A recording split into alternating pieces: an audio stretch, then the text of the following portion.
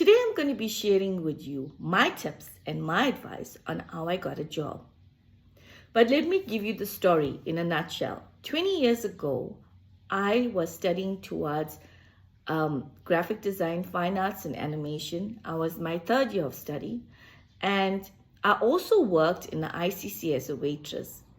Now, at one of those events, I remember it was a teacher's event, I met a principal from Cape Town, a very lovely man.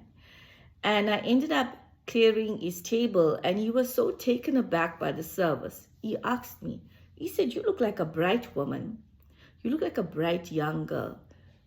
Please tell me that you're studying." And I said, "Yes, sir. I'm studying to become a graphic designer." And he said, "When do you qualify?" And I said, "Well, actually, at the end of this year, I qualify to be a graphic designer." And he said, "Do you have any job opportunities?" And I said, "No, sir, none at the moment. The market is quite saturated with a lot of graphic designers out there." So he smiled. And he told me, "I'm going to give you this following tips, and I want you to follow them, and I want you to remember them, and I want you to promise me that you're going to do what I'm telling you to do." So I told him yes. So he told me I must apply to the biggest companies out there, printing companies, and ask them for an in-service. So that's exactly what I did. I applied to Call Flexible and I asked them for an in-service. And then he told me, if you don't get any positive feedback, I want you to choose one company. So I applied to multiple, but I chose one. And I want you to be persistent. I want you to develop a relationship with the HR manager. So you pick a day, any day in a week at a specific time, and you call the HR manager and you say to him, "I understand there's no opening for in-service, but I just wanted to let you know that I'm still on the radar to do in-service." And that's exactly what I did. So when I applied the first time, I got a letter to say that there is no opening and they're not taking anybody for in-service training. And for the next 6 months, while I worked other part-time jobs, I was so persistent. I called the HR manager, and over time, I developed a relationship with him. And guess what? He had just given in his resignation in the 6th month, but he remembered me. He remembered because every Friday around a certain time, I would call him, and we got to chat, and he got to know me and about my family and what I wanted to do. So when he gave in his resignation, the only thing he asked of management was for them to give me an opportunity to do my in-service. So I went in, and at that time, the apartheid was just abolished. Well, we're just coming out of apartheid. So it was an all-white studio that I got into. And I remembered something that the principal told me. He said to me, when you get into a company, even though you apply for a certain job and they give you other menial tasks, you do it to the best of your ability, because first you do it unto God and then you do it unto man. And then you make sure that it's done with all humility as well. Like, you will not say, "Oh, I studied graphic design and you're giving me a cup to clean." So when I got into the studio, I was given the cupboards to clean. I actually didn't mind it because back then they used to use clip art drawing to make illustrations. So that was fascinating for me. I got to sweep the studio. I got to wash the cups. And then there were days where I just sat and there was nothing for me to do.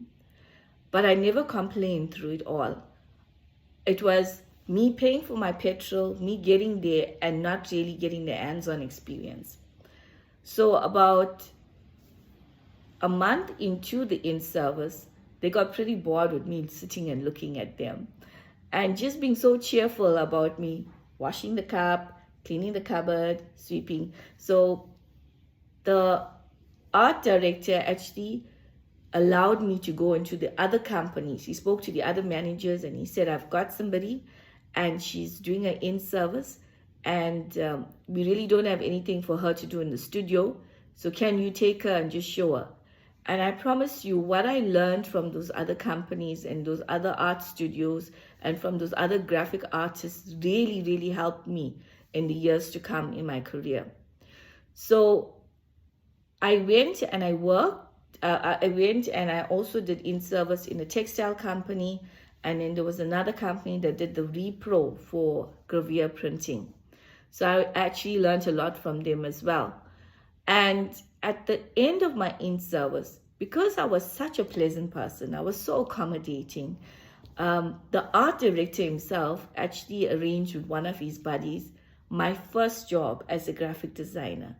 And I remember I still got my pay slip till today that shows me my first salary that I earned as a graphic designer. And so there was a 6-month contract that I was in. And I always remembered what the principal taught me. He said, when you show up for work, you show up with a smile. You don't get into other people's politics. You make that job situation work for you. And sometimes you're going to meet a lot of people with biasness. They might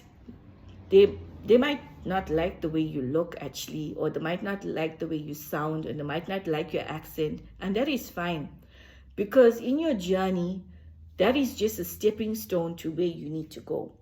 So when I worked in the studio for 6 months, I always kept that in the back, because when you start work and you go into a corporate environment, there's so many issues with politics and hierarchy. Sometimes you can get drowned in all of those politics and all of those conversations. So at the end of my 6 months, I actually got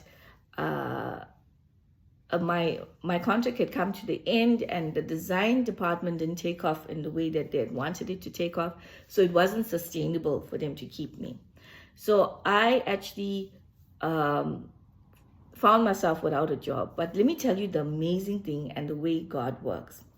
When I was in my matric year, I remember for my bio paper, because it was quite a hectic paper to write, Croxley, the brand, we had those scribbling notebooks on our table. And I remember there was a crocodile there. And I remember looking at it and saying, won't it be awesome to work for a company like Croxley? Won't it, because they're so thoughtful to actually put something that the kids could color in, because they're so stressed out about exams. And when I worked at the repro house, they actually did the posies for Croxley to print some stuff. So posies is basically a film that gets turned into a plate, and then you can print that on whatever paper that you want. And after I'd finished off my in-service, there was a company called Silver Ray Stationery that actually had a position opened. And when I went for that position, I found out that that was actually the company that I wanted to work for, which was Croxley. And I always thought that was so amazing that when you ask God, He's so faithful to even answer the smallest prayer.